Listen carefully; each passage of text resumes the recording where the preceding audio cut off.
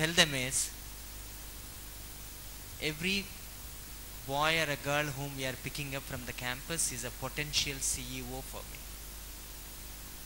Because ITC has got a career planning well written out, which is visible, which is transparent, which says the first 6 years for the youth, the Gen Y, is I spend on turning him or her into a competent technical manager.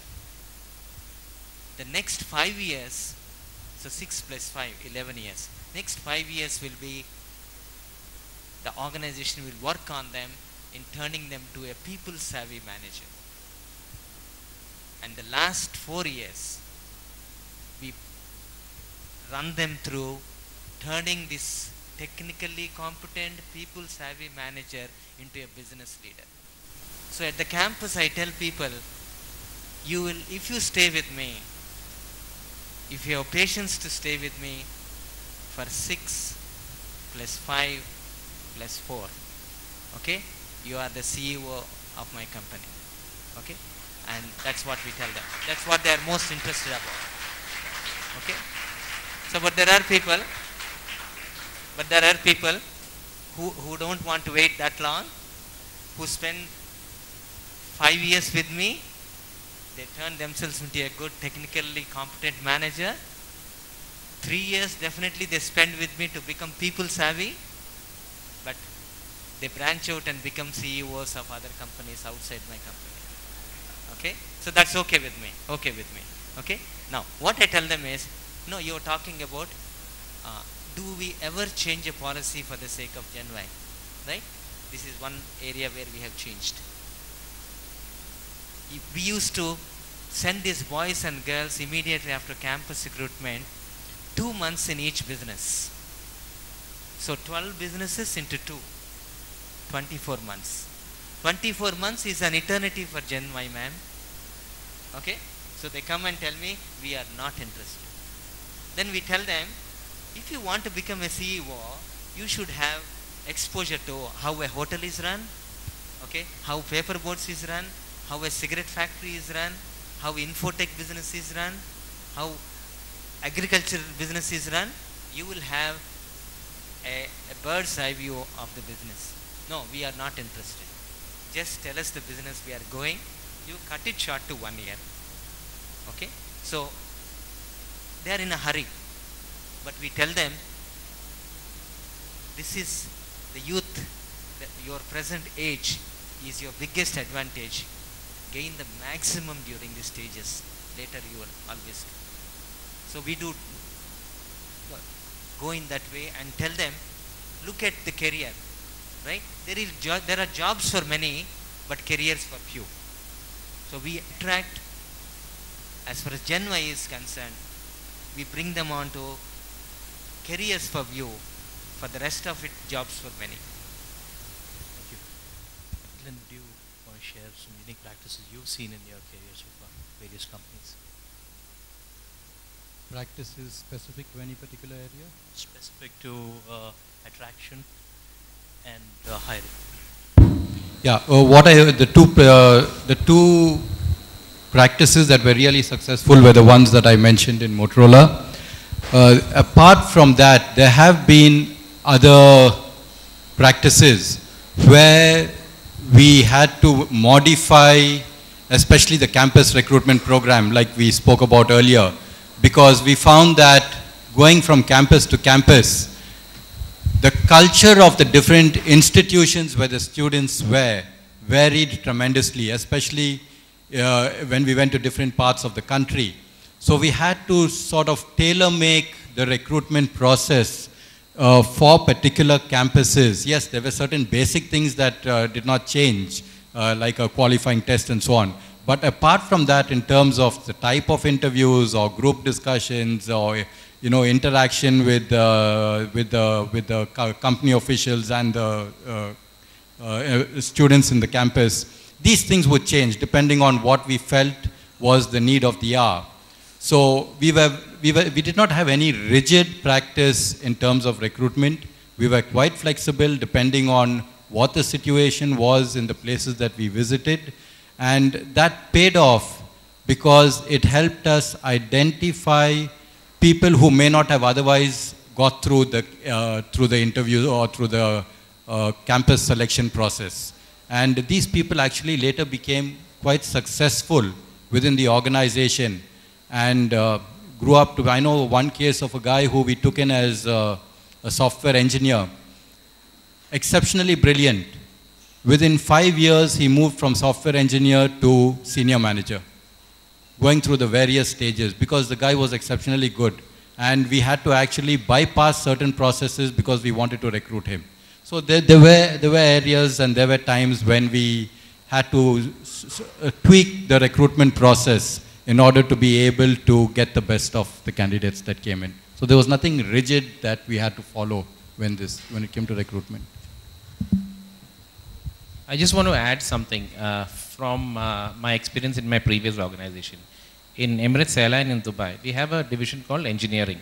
And most of the aircraft mechanics are men. And you would never find a woman wanting to come and work in engineering for various reasons. One is culturally in the Gulf for a job like that. Plus women didn't want to get into the nuts and bolts of working in the aircraft mechanical systems of an aircraft.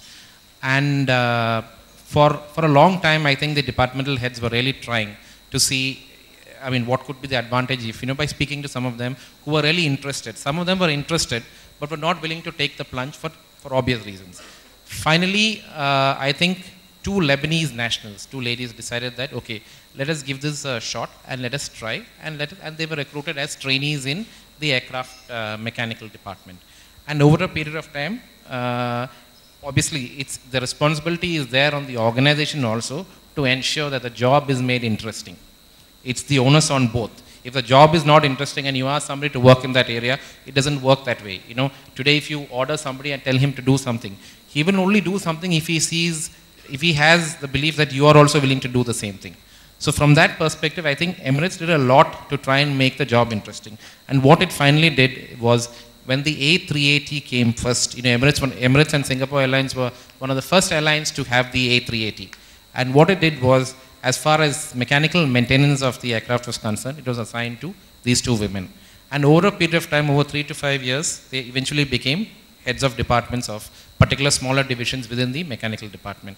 And today, I think that division has about 600 to 700 people, and of which about 150, 200 are women working in this particular department. So this is actually a true success story of what Emirates actually did. What we've realized is they need to be inspired continuously. The first stage of inspiration happens when the employees are inducted into the organization. So can you share some practice about what happens or what do you do at an induction stage to inspire them, to help them understand that this is more than just a job? Again, going back to what Swaroop said, it's a career and just not a job here. See, if you look at today's context, the most important elements in organizational excellence is your leadership and value systems. People have to believe and see good leadership and good value systems. So for any organization to actually make a difference in creating an inspired workforce or creating a sparkle within your workforce, what you need to do is that you really have to get the top team to come. And one of the most important things is communication to the employee right at the time he or she joins the organization.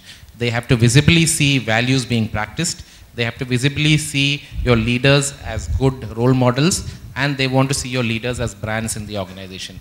If these three things fall in place, you really have an inspired workforce. And believe me, values today are at the forefront of even strategy. And that is what is making a difference in the context of organizations today. Thank you. Please.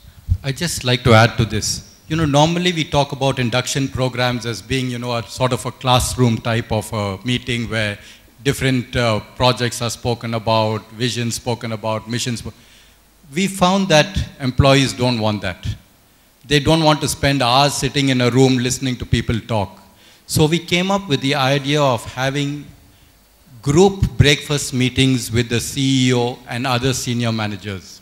So every day the CEO would go for breakfast, not in the office cafeteria, but to a 5-star hotel or somewhere out, where he would go with a group of 4 or 5 employees and have a very open discussion with them. Tell them about the organization, ask them what they felt about the organization, what they felt about joining the organization.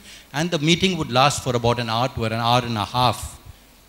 And this would be done religiously for every group of new entrants into the organization, whether they were 3 people or whether they were 50 people. It would be done in small groups. The CEO, the COO, the CFO, everyone would take turns, either a lunch meeting or a breakfast meeting. And this brought the new employees closer to the organization, understand the organization better, and really, work as a team with their colleagues who are already within the organization. Thanks, Glenn. Mayur, Yeah. what does Pepsi do in this aspect? Induction is an important part of our staffing strategy, and it starts from the day, and as it was mentioned earlier that the entire interaction starts from the interview day. And once the candidate is selected, we start a process of engaging with the candidate and also ensuring that it does not run away. So we start with engaging with the candidate, and how we started that we send out regular emails, welcome emails, providing comfort to the candidate that he's really welcomed in this organization.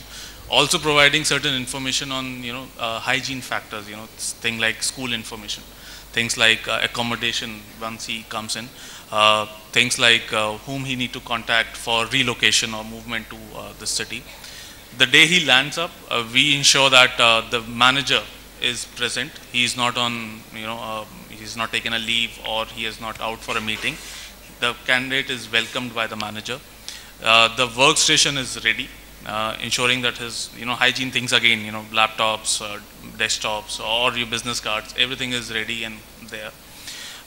On the day one, we assign a buddy to the person who is generally from the same age group, being in an organization for more than 2 years, somebody who knows the organization in out, and who can really help him, to few things you don't want to ask your manager or say HR, but you are free to kind of comfort with this person, something that we work on. And then we have a very structured induction program, which is a mix of classroom and on-the-job training programs, ensuring that his objectives are set within the time period, ensuring that he does certain mandatory programs on code of conduct, on values, so I'm just giving all those insight. That's for our lateral hiring. For our management trainee program, we have a structured 1-year program, which is, first 15 days is pure induction, meeting and, meet and greet with a lot of senior guys, ensuring market visits in both the businesses, including plant visits, meeting our FOBO, that is the franchise operation guys. So that's the structured induction then we have. And then they move into a program, which is a 1-year program, with 3 months of stint as a customer executive, then moving into the second level of ASMs, then to the third level of our TDMs. So that's a very structured program that we have, ensuring that he settles down and once he starts delivering, it is from day one. Not again the learning curve does not start after that. So that's how we work on this. Thank you. We have an onboarding program. Suppose I take a batch of graduates from a management institute. The guys whom I have taken 8 years back, 10 years back from the same institute, I expose them, make them responsible for the induction program of that. So that they are the brand campus ambassadors and they have already joined me.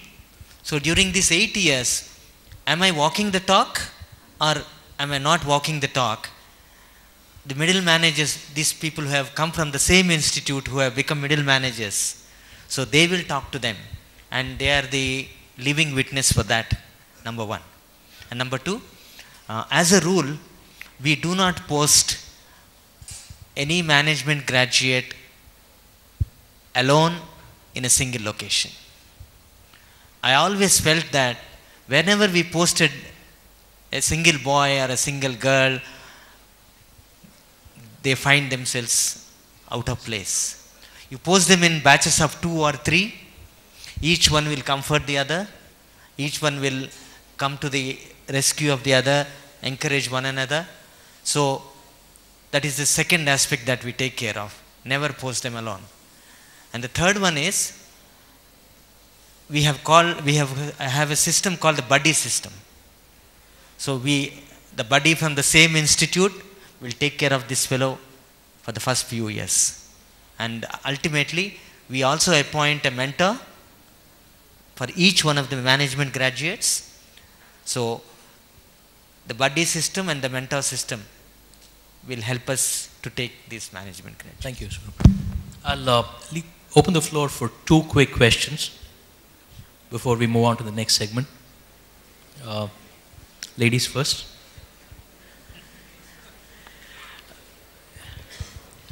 We heard from the first panel that there weren't too many women asking questions. I'm just being inclusive here.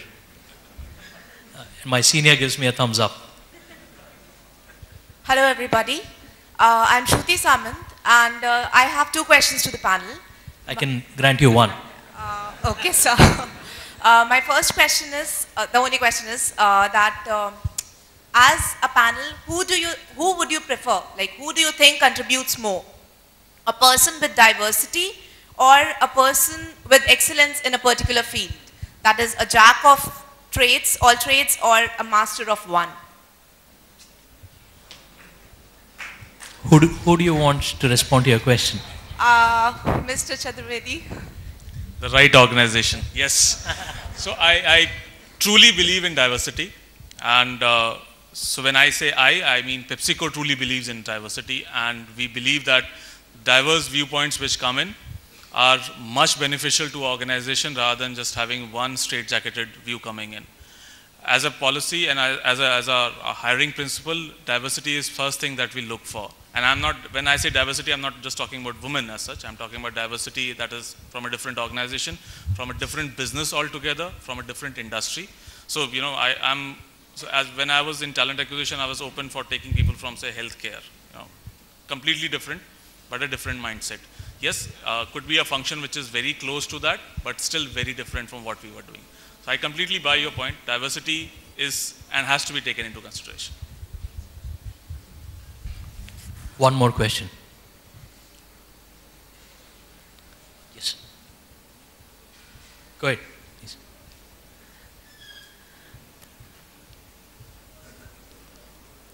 I think our friend still can't believe I asked him to ask the question. He was thinking another girl will pip him to it. Good afternoon, everybody. I am Shaurya from PGP2. My question to the panel is, when generation-wise students like us are being exposed to statements like that you should be only concerned about your job, not your organization. You should love your job, not the organization. So these kind of things when we are exposed to, so we are in a dilemma that either we should really be engaged with our organization. So how actually, what are the views of panel regarding this? So that is my question. Thanks. For the benefit of the panel here, who tells you all these?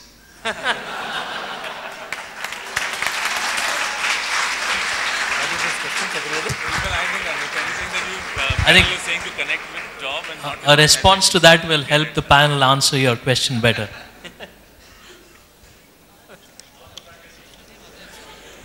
Sir, this is generally what we hear, and I think this was a statement from a staff from IT industry. Someone from IT industry? Yes, sir. So I'll let somebody else take that question then. Glenn. I don't think you can really separate job and organization. Okay, if someone has given that impression, let me tell you it's not true. Because when you go in, item 1, you join an organization, as we said earlier, let us not join it for a job. We've got to plan to build our career within that organization.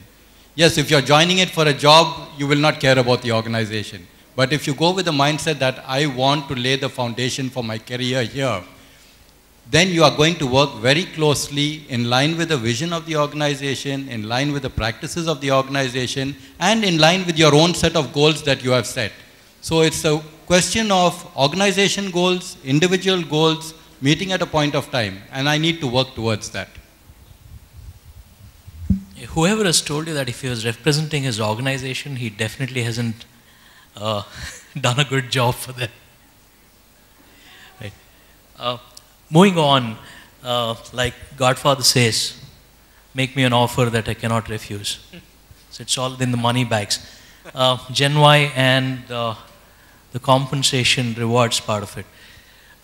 What do you think the focus is on? Is it the cash? Is it the non-cash? Is it base salary, benefits? Well, from my experience and my experience for years and even today, when students pass out, I'm talking specifically students here, pass out, their first thing is what is going to be my salary or what is going to be my designation. Okay, they forget that you've got to prove yourself. You've got to prove you're capable of getting the salary that you have in mind. You cannot go in and say, I want 25,000 just because I'm an MBA student. Okay, so it's important that we focus ourselves on proving our capabilities. Then get rewarded, and more than rewarded once you prove yourself. So, but I have found that this tendency is there. I will not take any job less than X amount. Unless I get this amount, I'm not joining. I think we've got to be careful about that. For those who have worked, yes, they have an idea, they know what they've done, they know their capabilities, and they would also know to some extent the type or the profile of people that an organization is looking for because of their experience. In such cases, they've got to balance again what their expectations are along with their skills and competencies and what they can contribute to the organization. Remember, ultimately an organization says, what can you deliver? Your value depends on what you can give me, and I will accordingly reward you. So we've got to have this mindset whenever we go in for taking up an assignment. Mayur, it's right up your alley. You are handling CNB at Pepsico right now. So have you had to rejig your comp philosophy or your pay mix to cater to Gen Y? So not to Gen Y, definitely CNB, and it's a common saying that whatever you pay, it is always less. So that's always there. But can we change it? Can the companies afford it? There is a big question mark. The ERC cost, the employee related cost, is one of the biggest fixed costs which the companies are facing. So can we really rejig depending upon what a person expects? No, we cannot. But yeah, we are thinking on, our structure right now in Pepsico is a very, very straight structure where we are talking about maximum tax liability which is coming on the employee. That is something that we are looking for because that's the need that it is there, that people want tax-friendly things. Not sure with DTC coming into picture next year, how much can I save on that, but still, that's a requirement and we are working on that. For Gen Y, when we go out for hiring, it is very clear that this is a company where are going to come in and build your career and, as my friend just mentioned, that become a CEO of this organization or at least the next organization that you join. So the focus is on learning and the entire package with what PepsiCo or any other organization brings it. Money will always come. It is not something which is, it has to be given and that's why I'll join this or I'll do this. It should not be the mindset of anyone, Gen Y or Gen X. And I don't think so as an organization you can do a lot about, changing your structures or keeping in, just changing it because there is a requirement for that. So, Jacob, especially in the Indian context where the concentration, at least the belief is that an average employee in India cares more for the cash in hand than the benefits, unlike what we see in the West. Have you seen a shift happening in the recent times? Any practices from Apollo that you can share as well? See, the saying is very clear that it's very true. You pay peanuts, you get monkeys. It's absolutely clear. So what I think, Apollo is not the very best of the paymasters, nor are we at the highest percentile in the market. But what we offer is a complete organizational package to the potential recruit that we want to take into the organization.